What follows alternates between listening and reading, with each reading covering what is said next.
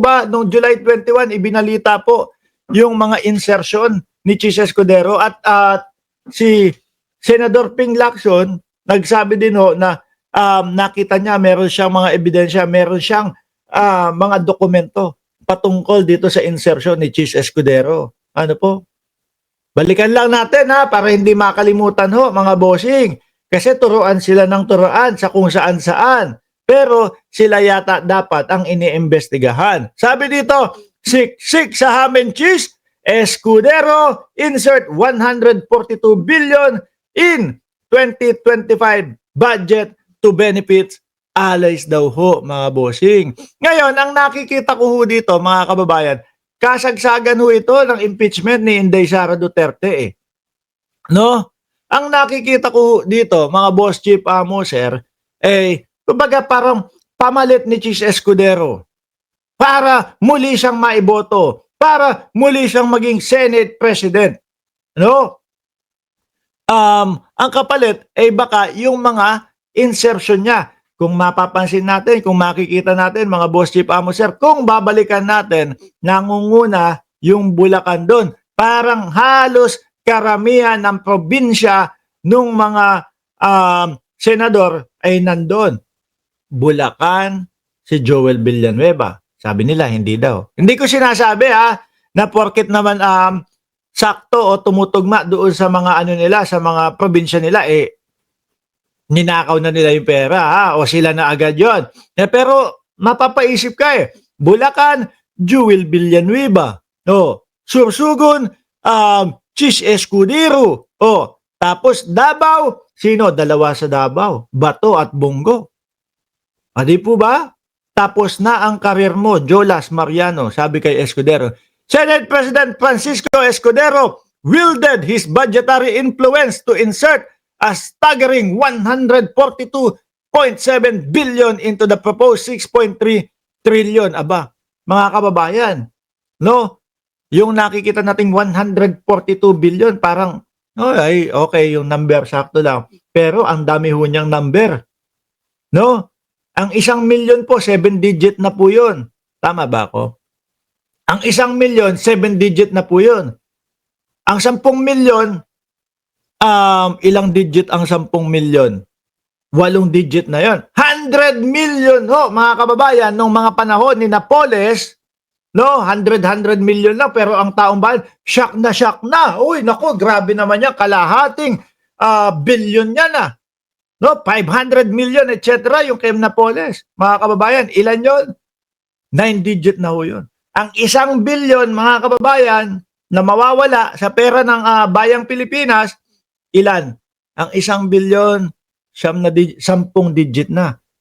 No, ang pera daw ng mga Diskaya, mga boss chief sir, ay 11 digits. Ibig sabihin, nag-uumpisa yon sa 10 billion. At eto, grabe, 12 digits na ho yan, mga bossing.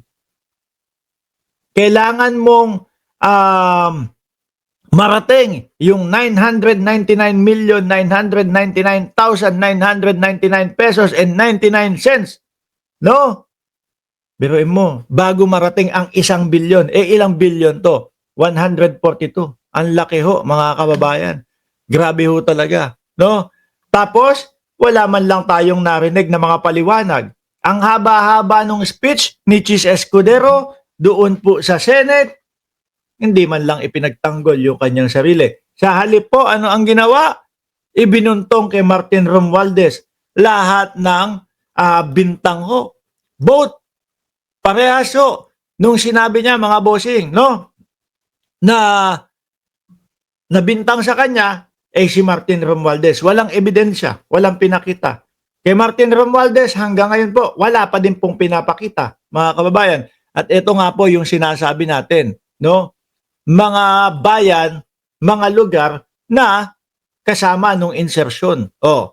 Mindoro, Batangas, Davao, Quezon, Cavite, Valenzuela, Cebu, Misamis Occidental, at yung dalawang nangunguna na Bulacan at Sorsogon. PhilHealth can fully function even without government subsidy, sabi doon ni Chis Escudero. Swiping, Chis. The Cheese Escudero insert 52.7 billion road works paved with red flags. Oh, bakit tahimik ko kaya ngayon si Cheese? Sabi ni attractive, creative, creation, wala kang sound.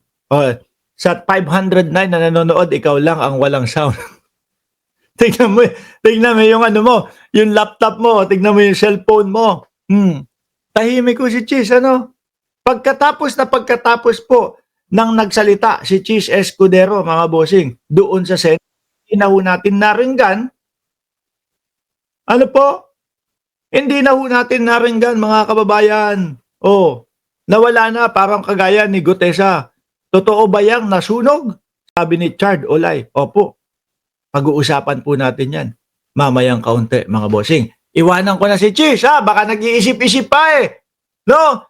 Baka nag-iisip-isip pa kung ano ang kung ano ang mga susunod na mga hakbang ni Cheese. Eh kasi ho, bakit mga kababayan? Si Bungo, ayun, nang mangiyak-ngiyak na habang nagpapaliwanag kasi kinasuhan na sa ombudsman. Baka ang mga sumunod na din ho, eh yan, sila Cheese Escudero, sila Bus Jinggoy, sila Bus Jewel. Oh, di ba? Klarong sinasabotahe ang ICI, sabi ni Ginger Cat, nang atog si Bongo kaya nakipag-areglo kay Sentry. Yes, totoo yan. Sabi yan ni Senador Trillanes.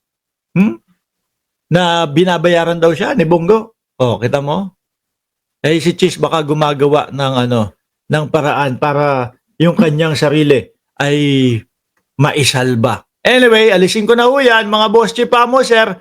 Ibinahagi ng Independent Commission. Eh nako, eto, matutuwa ang mamamayang Pilipino nito, mga bossing chief mo, sir. At pihado din po, matutuwa din sila Marcoleta nito. Bakit to? Eh naku, hindi sila makaporma sa ICI kasi. No? Nung nakapribado o sila lang ang nakakaalam, mga bossing, nung ginagawang investigasyon, hindi makaporma sila sila Marcoleta. Hindi po makapag-insert nung mga kagaya ni Gutesa. O, di ba? Kaya nga po nang gagalaiti sila eh. Tayo naman, mga boss chief amo, sir, sa atin, inirerespeto natin. No? Inirerespeto ho natin yung kung ano ang desisyon ng ICI dyan. Dahil nga, posible, maaari, baka gawin nila Marcoleta yung guluhin ho yung ICI, mga kababayan. Di ba? Nakita nyo, halatang-halata naman na mamamayang Pilipino na yung pagkaka-insert ni Gutesa doon. Wala lang eh. Try lang ho, try. Baka maidawit natin, baka mapapaniwala natin yung mamamayang Pilipino na si Martin Romualdez at yung isang nagtatago